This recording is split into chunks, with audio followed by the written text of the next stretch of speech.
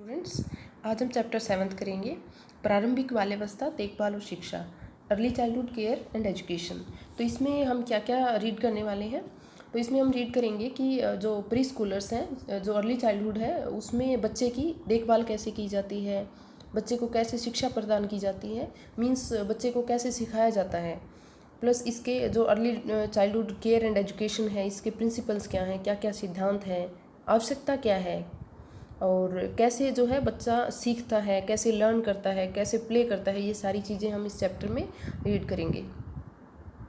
तो सबसे पहले प्रारंभिक बाल्यावस्था, देखभाल और शिक्षा है क्या? तो प्रारंभिक बाल्यावस्था जो है वो जन्म से लेके 8 वर्ष तक की आयु की अवस्था है, और देखभाल का अर्थ है बच्चे के लिए एक ऐसा सुरक्षित परिवेश जो है उपलब्ध करवाया जाए जहाँ पे बच्चे की साफ सफाई, स्वास्थ्य और पोषण पे पूरा ध्यान दिया जाए। देन प्रारंभिक बाल्यावस्था, देखभाल और शिक्षा के उद्देश्य क्या है? तो इसमें क्या है, इसमें बच्चे का समग्र विकास, जैसे सामाजिक है, भावनात्मक विकास, संज्ञानात्मक और शारीरिक विकास है, तो वो अच्छे से हो जाए, जिससे बच्चा अपनी क्षमता को पहचान पाए। और इसमें विद्यालय के लिए बच्चों को प्रिपेयर किया जाता है, यानी बच्चा जब स्कूल जाता है तो झिझकता नहीं है, उसमें कॉन्फिडेंस डेवलप हो जाता है, एक अनुशासन आ जाता है, क्योंकि प्री स्कूल जो एक्टिविटीज़ की जाती हैं, जैसे जहाँ पे क्रैच है, आंगनवाड़ी है, वहाँ पे जब बच्चा जाता है तो वो उसमें कॉन्फिडेंस आ जाता है उस दौरान, और वो स्कूल जाने के लिए प्रिपेयर हो जाता है। फिर महिलाओं और बच्चों के लिए सहायक सेवाएं प्रदान हो जाती है, क्योंकि जो भी महिलाएं कामकाजी हैं, यानी जो वर्किंग मदर्स हैं, वो अपने बच्चों को इस टाइप से, यानी क्रैच और आंगनवाड़ी है या डे केयर सेंटर है, वहाँ पे छोड़ते हैं, तो उनको भी एक सपोर्ट मिल जाता है, सहायता मिल जाती है।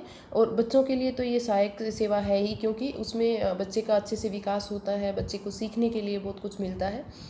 तो चलिए नेक्स्ट हम सिद्धांत करेंगे। तो इसमें ये है कि बाल्यावस्था, early childhood care and education के सिद्धांत क्या है, क्या क्या प्रिंसिपल्स हैं? तो इसके अकॉर्डिंग बच्चे के सीखने का आधार खेल हो, यानी प्लेइंग से बच्चा एजुकेशन ले, यानी खेल खेल में बच्चा सीखे। ऐसा नहीं है कि डांट डपट के समझाया उसको बच्चे को सिखाया जाए, रूल रेगुलेशंस को फॉलो करके सिखाया जाए, इस टाइप का नहीं होना चाहिए। देन शिक्षा का आधार कला हो, यानी बच्चे को आर्ट एक्टिविटीज़ के अकॉर्डिंग बच्चे को सिखाया जाए, कोई भी, जैसे ड्राइंग है, पेंटिंग हो गया या म्यूज़िक है, तो इस टाइप की एक्टिविटीज़ के ज़रिए बच्चे को सिखाना चाहिए, क्योंकि उससे क्या है कि बच्चा इंटरेस्ट लेता है सीखने में, बच्चा बोर नहीं होता। देन है बच्चे की विशिष्ट सोच, विशेषताओं को मान्यता देना। तो कोई भी बच्चे में विशेषता है, कोई ऐसी कैपेसिटी है, या फिर जो भी बच्चे की थिंकिंग है, उस चीज़ को जो है महत्व देना चाहिए। देन विशेषज्ञता की बजाय अनुभव को प्रमुखता देना। तो एक्सपीरियंस लर्निंग को जो है वो बढ़ावा देना चाहिए, बजाय की स्पेशलाइजेशन की। देन दैनिक नित्यचर्या में अच्छी जानकारी और चुनौतियों का अनुभव। तो बच्चे को जो है डेली रूटीन में अच्छी इन्फॉर्मेशन देना चाहिए, और कोई भी उसको चैलेंज देना चाहिए, जिससे बच्चा जो है कॉन्फिडेंस आता है, कोई टास्क जो है वो पूरा करना सीख जाता है। देन औपचारिक और अनौपचारिक दोनों प्रकार की परस्पर बातचीत जो है उसको बढ़ावा देना। तो औपचारिक तो वो हो गया कि फॉर्मल एजुकेशन, क्योंकि बच्चा जब स्कूल में जाता है तो वो फॉर्मल एजुकेशन वहाँ पे उसको यूज़ करनी होती है। तो कैसे दूसरों के साथ जो है अच्छे से बिहेव किया जाता है, कैसे डील किया जाता है, तो ये औपचारिक शिक्षा में आ गया। उसको इस टाइप की शिक्षा भी जो है प्रदान करनी चाहिए। अनौपचारिक जो नॉर्मल जो बातचीत होती है, तो उस चीज़ को भी बच्चे की बढ़ावा देना चाहिए। देन पाठ्य विषयक और सांस्कृतिक स्रोतों का मेल। तो इसमें बच्चे को सब्जेक्ट रिलेटेड नॉलेज तो देना ही देना चाहिए, साथ में कला है, जैसे विज्ञान है, संस्कृति है, उन चीज़ों को अभी बच्चे को जो है नॉलेज देना चाहिए। देन स्थानीय सामग्री, कला और ज्ञान का उपयोग। तो जो भी नॉर्मल लोकल लेवल पे मटेरियल है उसको यूज़ करना चाहिए, हमें उसी कला को यूज़ करना चाहिए, नॉलेज को यूज़ करके बच्चे को जो है सिखाना चाहिए। देन विकासात्मक रूप से उपयुक्त तरीके और लचीलापन तथा अनेकता का उपयोग करना। तो जो भी बच्चे के डेवलपमेंट से जो के अनुरूप हो, उसी चीज़ को हमें बढ़ावा देना चाहिए। हमारा तरीका जो है वो लचीला होना चाहिए, यानी फ्लेक्सिबल होना चाहिए, रिजिडनेस नहीं होनी चाहिए, तो कठोरता नहीं होनी चाहिए। जो बच्चा जिस तरीके से सीखता है तो उसमें लचीलापन होना चाहिए, वैरायटी होनी चाहिए हमारे। एक ऐसा नहीं है कि एक ही तरीके से हम बच्चे को सिखा रहे हैं, नहीं, उसमें वैरायटी होनी चाहिए। फिर है स्वास्थ्य, कल्याण और स्वस्थ आदतें। तो बच्चे में स्वस्थ आदतें जो है विकसित करनी चाहिए, और बच्चे का जिससे कल्याण हो पाए और बच्चे का स्वास्थ्य जो है वो अच्छे से रह पाए। देन नेक्स्ट शैशवावस्था यानी इन्फेंसी। तो इन्फेंसी क्या है, यह जन्म से लेकर 1 वर्ष तक की आयु की अवधि है, लेकिन कुछ विशेषज्ञ जो है शैशवावस्था को 0 से 2 साल की अवधि भी मानते हैं। तो इसमें क्या है कि बच्चा जो है अपनी हर आवश्यकता के लिए पेरेंट्स पे डिपेंडेंट होता है, जो भी केयर टेकर होता है उस पर डिपेंडेंट होता है। और इसमें वृद्धि दर बहुत तेज़ होता है, बच्चा यानी बहुत तेज़ी से ग्रो करता है। इसमें लैंग्वेज जो है बच्चे की डेवलप होती है, जैसे सबसे पहली भाषा बच्चे की क्राइंग होती है, यानी जन्म के समय बच्चा क्राई करता है सबसे पहले। फिर धीरे धीरे 2 महीने के आसपास जो है बच्चा स्माइल करना सीख जाता है। फिर कूइंग, बैबलिंग यानी बबलाना, माँ माँ ना इस टाइप के शब्द जो है बच्चा यूज़ करने लग जाता है। और फिर क्या है, सिंगल जो वर्ड्स हैं धीरे धीरे वो 1-2 शब्द यूज़ करना सीख जाता है। और इस अवस्था में बच्चा किसी अजनबी इंसान को देख के, जैसे 1 साल के आसपास जो है किसी अजनबी इंसान को देख के रोने लग जाता है। तो क्योंकि बच्चे का दिमाग इतना विकसित हो गया होता है कि वो अपनी जो प्राइमरी केयर गिवर्स हैं, जैसे मदर है और केयर टेकर है, कोई भी पेरेंट्स हैं, ग्रैंड पेरेंट्स हैं, तो उनको पहचान लेता है और अजनबी को देख के जो है वो इनसिक्योर फील करता है। तो इसको स्ट्रेंजर एंजाइटी बोलते हैं, यानी किसी भी अजनबी इंसान को देख के डर जाता है। फिर इस एज में 2 साल के आसपास बच्चे में ऑब्जेक्ट परमानेंस आ जाती है, यानी वस्तु स्थायित्व का ज्ञान हो जाता है। तो इसमें क्या है कि किसी भी ऑब्जेक्ट की अब्सेंस में भी बच्चे को उसकी जो है याद रह जाती है, उसकी पहचान हो जाती है। जैसे डॉग बार्क कैसे करता है, अगर हम बच्चे को डॉग जहाँ पे ना हो फिर भी पूछें तो वो बता देता है कि कैसे बार्किंग डॉग जो है वो करते हैं। तो इसी को ऑब्जेक्ट परमानेंस बोलते हैं। तो इस एज में जो है बच्चे को ऑब्जेक्ट परमानेंस आ जाता है। तो अगर हम इस एज में अच्छा इन्वायरमेंट बच्चे को देते हैं तो इससे बच्चा बहुत अच्छे से सीखता है, उसका विकास अच्छे से होता है, क्योंकि ये एक बेस है अडल्टहुड के लिए। फिर क्या है कि 2 से 3 साल के बच्चे को कभी कभी टोडलर भी बोला जाता है, लेकिन कुछ विशेषज्ञ जो है 1 से 2 साल की अवस्था को टोडलर बोलते हैं। तो टोडलर क्यों बोलते हैं, क्योंकि बच्चा जो है इस एज में जंपी वॉक करता है, यानी फुदक कर चलने की प्रवृत्ति होती है इस एज में, तो इसीलिए इस अवस्था को टोडलर कहा जाता है।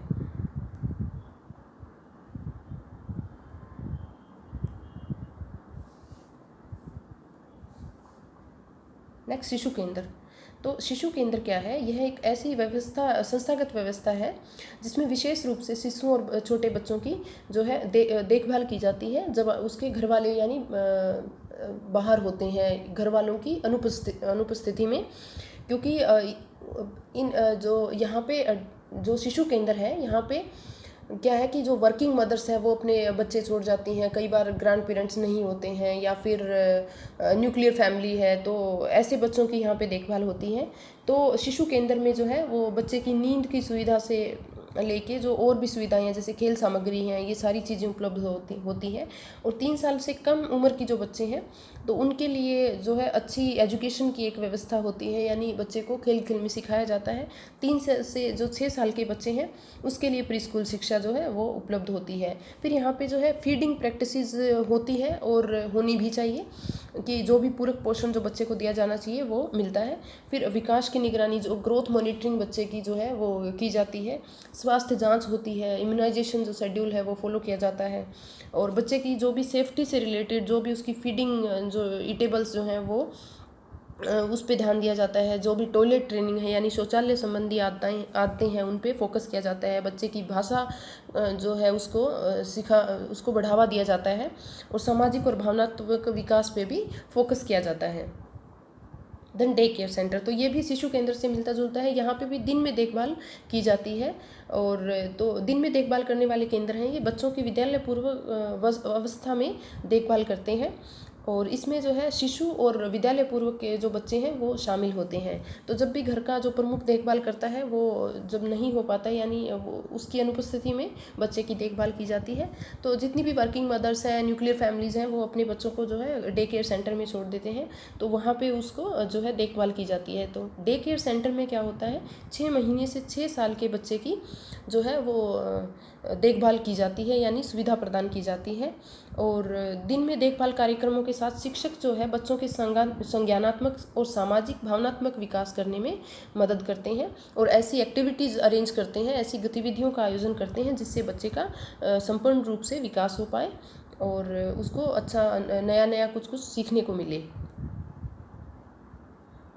फिर विद्यालय पूर्वक केंद्र के लाभ क्या हैं, यानी जितने भी विद्यालय पूर्वक केंद्र हैं, जैसे डे केयर सेंटर हो गया, शिशु देखभाल केंद्र हो गया, या आंगनवाड़ी हो गई, तो इस टाइप में प्ले स्कूल हो गया, ऐसे अगर संस्थाओं में हम बच्चे छोड़ते हैं दिन में, तो उन वहाँ पे बच्चे को कैसा इन्वायरमेंट मिलता है या फिर क्या क्या लाभ मिलते हैं।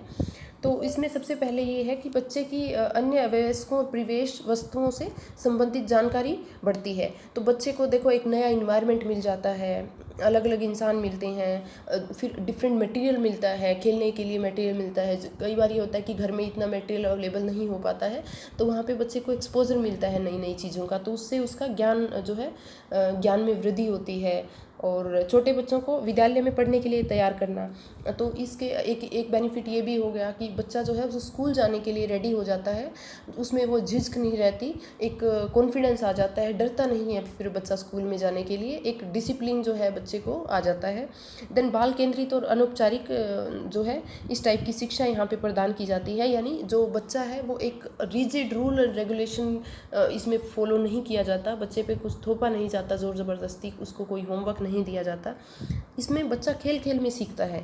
तो ये एक फ्लेक्सिबल हो गया, तो और उससे क्या है कि बच्चा ज़्यादा सीखता है। फिर बच्चे को एक ऐसा परिवेश मिलता है सीखने का जिसमें अच्छे से उसकी वृद्धि होती है, उसका विकास होता है। देन बच्चा साथियों के साथ बहुत जल्दी सीखता है। तो यहाँ पे क्या है, ऐसे सेंटर्स में बच्चे को जो है अपने फ्रेंड्स मिल जाते हैं, क्योंकि और भी बच्चे वहाँ पे मौजूद होते हैं, तो बच्चा इमिटेट भी इसे इसमें करता है, तो एक दूसरे को जो देख के बच्चे ज़्यादा सीखते हैं।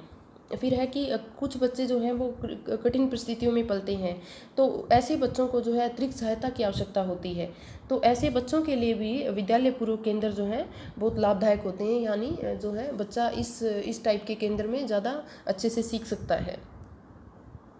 देन प्रारंभिक बाल्यावस्था के व्यावसायिकों के कौशल, तो जो भी इस प्रोफेशन में जाना चाहता है उसमें क्या क्या स्किल्स होनी चाहिए ऐसे प्रोफेशनल्स में, तो उनमें क्या है कि बच्चों और उनके विकास में रुचि जो है वो लेनी चाहिए, यानी रुचि होनी चाहिए बच्चे के डेवलपमेंट से रिलेटेड टास्क में। दूसरा, बच्चों की आवश्यकताएं क्या है, उसकी क्षमताएं क्या है, वो पहचानने की क्षमता होनी चाहिए ऐसे प्रोफेशनल्स में।